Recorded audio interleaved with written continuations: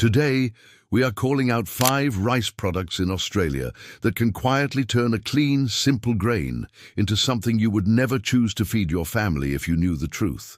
From moldy jasmine rice and a reported dead mouse in microwave rice to hidden arsenic in children's rice snacks and ultra-processed heat and eat pouches, this is not the harmless side dish we were promised. Stay with me until the end, because I will show you which rice products to think twice about and 3 specific rice options that are actually worth your money and your health. Number 1. Woolworths 5-pack microwave rice, the dead mouse nightmare. Woolworths' own brand microwave rice 5-packs are everywhere. They are cheap, they are convenient, and they promise fluffy rice in 90 seconds with no mess. Many of us have probably thrown one into the trolley for a quick weeknight dinner. But one Perth family's experience turned that shortcut into a horror story. A mother in Western Australia bought a 5-pack of Woolworths microwave rice on the 22nd of January and used 1 packet as normal. Her 25-year-old daughter emptied another packet of rice into a bowl before microwaving it and noticed a strange grey clump at the bottom. At first they thought it was mould. Looking closer, they believed it was a dead mouse embedded in the rice. The packet was still within its expiry date, and they said it had been stored correctly. This was a foreign object that appears to have gone through the entire packing and distribution chain without being caught. Woolworths at the local store refunded the product and apologized, and the company has said it takes such reports seriously. Even so, the customer described her daughter feeling physically sick and struggling to eat afterwards, and it reportedly took days to find out how to raise the issue with head office and get a meaningful response. Is every Woolworths microwave rice pack contaminated?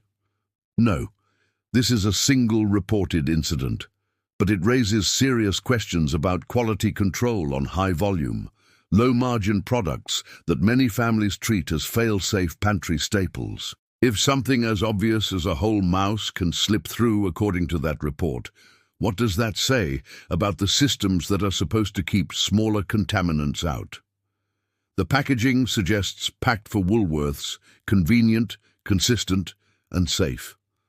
This story shows that even the biggest chains can have quality lapses that feel genuinely disturbing. And if you think that is just a one-off freak accident, number 2 is what happens when customers start finding mould in their bulk jasmine rice. Number 2, imperial steamed grain jasmine white rice, mould in the bag.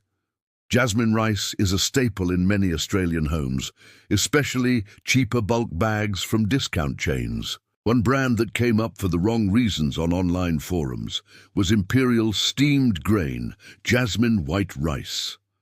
A shopper posted that they had found mould in their bag and warned others not to buy it.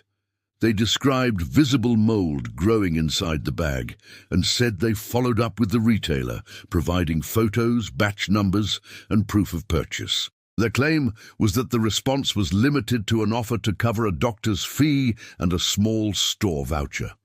Other commenters chimed in, saying that they had seen a lot of recalls and mould issues in cheap dry goods from some discount stores.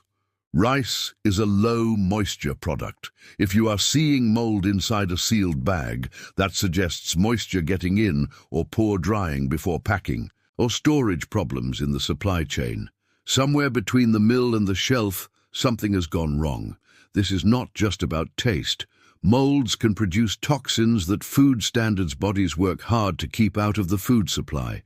If you can see mould, the product is clearly not safe to eat, and that bag should not still be on a supermarket shelf. The branding suggests fragrant jasmine, steamed grains, and quality. The reality for that customer was a bag of rice they had to throw out and a token voucher that did not restore their trust. If you have ever opened a bulk bag of rice and thought that the smell is a bit off, you know why this kind of report hits a nerve. And if you think you can dodge all of this by skipping plain rice and buying healthy rice snacks for the children, number 3 is where the toxic story turns invisible. Number 3, children's rice snacks in Australian supermarkets Arsenic in tiny hands. Rice crackers, rice rusks, baby rice cakes. They look harmless, light, crunchy, low-fat, and they are marketed directly at parents who are trying to do the right thing. But a study from researchers, including a team at a Melbourne university, looked at rice-based products for children sold in our supermarkets and found something deeply worrying. They tested a range of rice foods, including rice snacks and crackers, and discovered that about 3/4 of the rice-based products had arsenic concentrations above the European guideline for safe rice consumption for babies and toddlers. The European Union caps inorganic arsenic in rice products for infants at a relatively low level. In the Australia and New Zealand survey, 2 infant and young child products actually exceeded that European maximum level. The researchers noted that brown rice crackers tended to have more inorganic arsenic than white rice crackers because arsenic accumulates in the outer bran layer that is removed in white rice. That is especially disturbing because brown rice products are often marketed as the healthier choice for children. Australia's own standard for total arsenic in rice is higher than the World Health Organization's guideline for total arsenic in rice, and regulators argue that this level is still safe within a varied diet. Food standards. Australia. New Zealand says that for most Australians eating a mix of foods, arsenic exposure from rice is not a concern. However, this research raises a red flag for very young children and for families where rice snacks are an everyday habit rather than an occasional treat. Rice naturally takes up arsenic from soil and water more than many other grains. When you puff, concentrate, and flavor it into small snacks, you may be delivering more arsenic per mouthful than a spoon of cooked rice. For toddlers with small bodies, the dose per kilogram of weight can add up quickly. The packaging suggests gentle, easy to digest, and perfect first finger food. The data shows a pattern that worries many scientists and pediatric nutrition experts, especially when compared with European infant standards. If you have ever thrown a bag of rice crackers into the pram thinking you were making a safe choice, this is the point where you start to look twice. And if you think the solution is just to switch to Australian brown rice and go natural, number 4 is where the arsenic story gets even more uncomfortable. Number 4, Australian-grown organic brown rice. When healthy backfires, brown rice has a health halo, more fiber, more nutrients, whole grain. But when researchers measured arsenic levels in rice on sale in Australia, the surprise high results were not always from imported cheap rice. Some of the highest readings were in Australian-grown organic brown rice.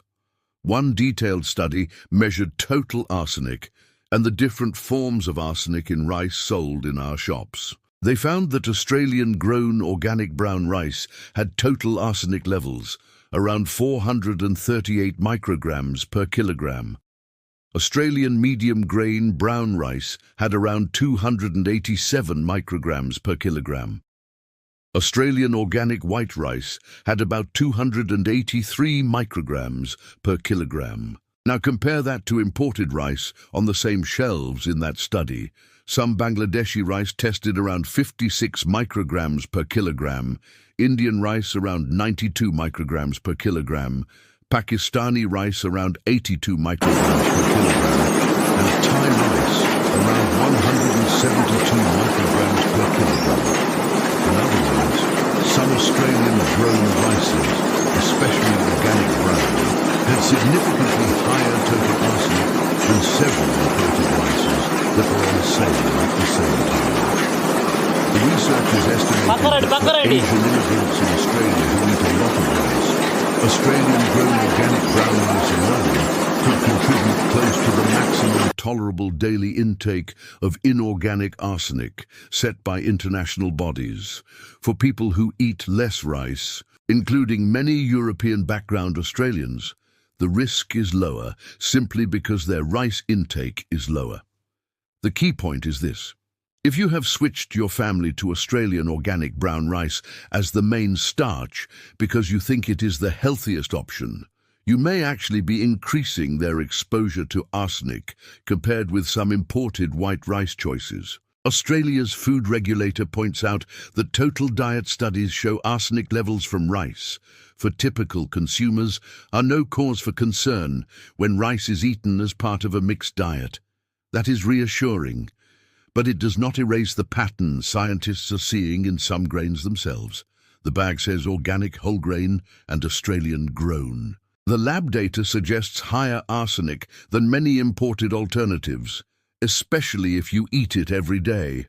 And if you think you can dodge all of this by never cooking rice and living off microwave in 90 seconds pouches, number 5 is where convenience turns your clean carbohydrate into ultra-processed food. Number 5, microwave rice pouches with added oils and emulsifiers, such as Sunrice 90-second pouches. Microwave rice pouches are everywhere now. You see them from Sunrice, supermarket home brands, and flavored mixes, all promising perfect rice in 90 seconds. But if you flip the pack, what should be just rice and water often turns into something very different. Take a typical plain microwave, medium-grain white rice pouch. The ingredient list might read something like cooked medium-grain white rice, which is rice and water, plus vegetable oil and an additive such as mono and diglycerides of fatty acids used as an emulsifier. There is no real culinary reason for that emulsifier in plain rice, except to control texture and stability in a pouch that might sit unrefrigerated for many months. Some packs also show small but noticeable amounts of fat per 100 grams that come from added oil, not from the rice itself. So what is the big deal? You are taking a naturally zero additive food and quietly turning it into an ultra-processed product. You are adding vegetable oil, often without clearly stating the exact type, to something that never needed added fat in the first place. You are relying on industrial stabilizers to keep the texture acceptable after long storage and rapid reheating. In everyday language, that healthy side becomes one more processed packet food. If you use these pouches occasionally on a busy weeknight, they are convenient and unlikely to be a major problem by themselves. But if they are your default rice, you have swapped a simple whole food for a product designed by food technologists first and cooked second. The marketing suggests just rice, perfectly cooked. The back of the pack tells a different story, with oils, stabilizers, and a long shelf life. The pattern, how rice went from clean to compromised. Across these 5 never-again products and categories, some patterns emerge. There are contamination scares, like mould in dry jasmine rice and a reported dead mouse in a microwave packet. There is an invisible heavy metal load, with arsenic in children's rice snacks and in some Australian organic brown rice at levels that worry scientists. Especially for heavy rice consumers, there is ultra-processing creep, with vegetable oils and emulsifiers sneaking into what should be a one-ingredient side dish. And there are marketing halos, words like organic, whole grain, baby snack, and 90-second, making you feel safe while hiding risks you would never guess from the front of the pack. This is not just about one bad bag of rice. It is a system that quietly turned a simple grain into a processed, sometimes contaminated, sometimes heavy metal-loaded product, while we kept assuming that it is just rice. So what do you grab instead if you actually want rice your body can thank you for? Now let us talk about the rice that is actually worth your time. Safe rice number 1. Thai jasmine rice from reputable brands, such as Royal Umbrella. If you want flavor and a generally better heavy metal profile, Thailand's premium jasmine rice is one of your best bets.